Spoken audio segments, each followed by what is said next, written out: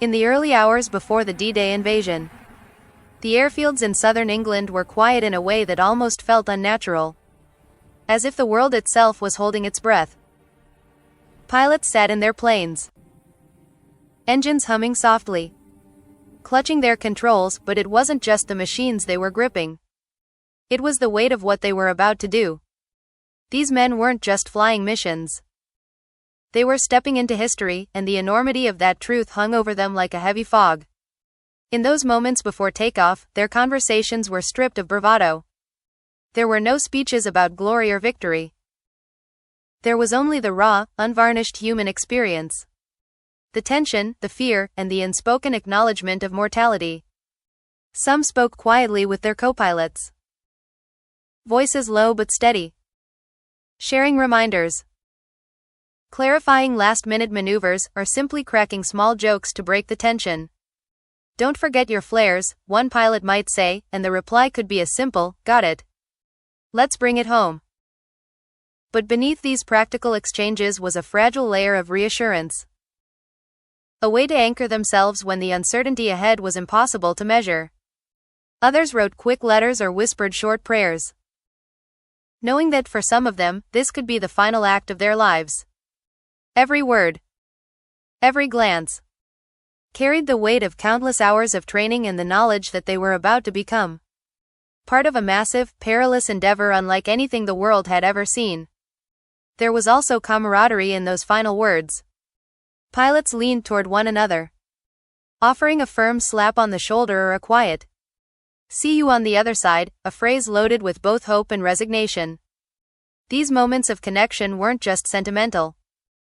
They were survival. Sharing that fear made it bearable.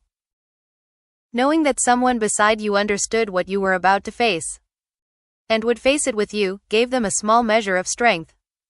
It was the human side of war, rarely captured in history books, yet it defined the experience of the men who flew into Normandy. They weren't nameless instruments of strategy. They were sons, brothers, and friends, each carrying the weight of personal stakes alongside the mission. What stands out most is the honesty of these exchanges. There was no pretending that they were invincible. Some admitted quietly that they were scared, that the thought of never returning home crossed their minds. But that fear didn't paralyze them. It sharpened them. It focused their minds on the work at hand. In those fleeting conversations, the pilots balanced their fear with purpose, grounding themselves in the belief that their actions, no matter the personal cost, were part of something far greater than themselves. Their words, brief and deliberate, were as much a way of calming their own minds as they were instructions or warnings to their comrades. And in that quiet before the storm, there was an almost sacred weight to their final interactions. They weren't just speaking to each other. They were speaking to the idea of courage, to the commitment to duty, and to the hope that their efforts would make a difference. Every "good luck," every nod, every fleeting smile carried layers of meaning. A reminder that even in the darkest, most dangerous moments, humanity persists. For these pilots, the last conversation before D-Day wasn't about strategy or victory. It was about holding on to each other, and holding on to themselves, in a world on the brink of chaos. As the first light of dawn began to filter over the airfields, the sense of urgency became palpable. The pilots weren't just waiting. They were preparing for the most critical moments of their lives. The moments that would shape the course of history. Every check, every adjustment, every word exchanged was deliberate, precise, and carried the weight of the mission. This wasn't a time for hesitation. In those final minutes, the air was thick with anticipation, but also with an almost electric focus. As if everyone instinctively understood that the tiniest error could ripple across the battlefield in ways no one could predict. The last conversations were often technical, but there was a rhythm to them, a ritual of clarity. Pilots went over their flight plans, confirming altitudes, timings, and routes. They reminded each other of contingencies in case things went wrong. "If you lose me over the beach, "Stick to the plan," one pilot said, voice steady despite the tension. The other nodded, committing every detail to memory, knowing that precision was more than a requirement. It was survival. Yet, even in these tactical exchanges, the human element shone through. The pilots were not merely following orders. They were making sometimes life-saving decisions in real time, decisions that required both training and intuition. The mission itself depended on this balance. On the fusion of human judgment with disciplined execution. What makes these last exchanges so striking is how quickly they shifted between the practical and the deeply personal. One moment, a pilot might be reviewing coordinates or confirming signals. The next, he might be wishing a wingman luck or sharing a quiet word of encouragement. It was a delicate dance, a blend of professionalism and humanity. The stakes were astronomical.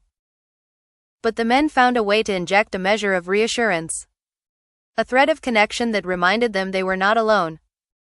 These fleeting interactions, brief as they were, became a lifeline in the chaos that would soon engulf them.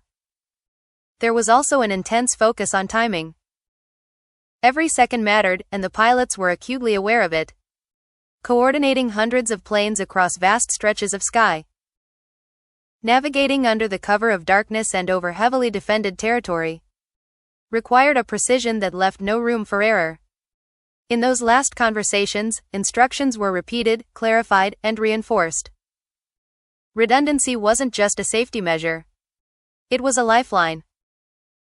Pilots knew that the success of the entire invasion depended on their ability to execute flawlessly. And these final words ensured everyone was aligned, mentally and tactically, before they took off. Despite the careful preparation, there was an unmistakable tension in the air, a silent acknowledgement of the danger ahead. Many pilots spoke with quiet urgency, emphasizing caution while encouraging courage. Eyes open. Stay sharp. Trust your training. One might say, words that carried both authority and a shared understanding of the risk. They were reminders that bravery wasn't about recklessness. It was about mastery, awareness, and trust in one another. These exchanges, though brief, contained the distilled wisdom of countless missions. The lessons learned in training and in past combat, applied in the most critical moment imaginable. And then, as engines roared to life and the planes began taxiing toward the runway, the final words became almost ceremonial. A last nod. A whispered, "Let's do this," a fleeting glance that communicated more than words ever could. This was the culmination of preparation, courage, and human connection. Every exchange, every instruction, every shared piece of reassurance contributed to the success of the mission. And to the survival of the men flying into the unknown.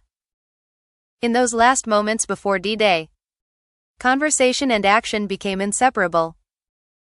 A blend of strategy, courage, and human will that would echo across history long after the planes had taken off.